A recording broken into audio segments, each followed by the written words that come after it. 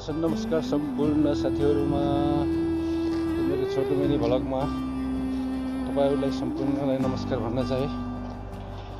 के गरे हुनुहुन्छ, कसो गरे हुन्छ, सन्चै हुनुहुन्छ, आरामै हुनुहुन्छ भन्ने आशा गरेको छु। मेरो छोटो मिनी भ्लग हो। मौसम चाहिँ सफा छ, जाडो बिस्तारै बिस्तारै जाडोको मौसम जान लाग्छ, जाडोको बैसो जान लाग्छ, यो गर्मीको बैसो आउन लाग्छ।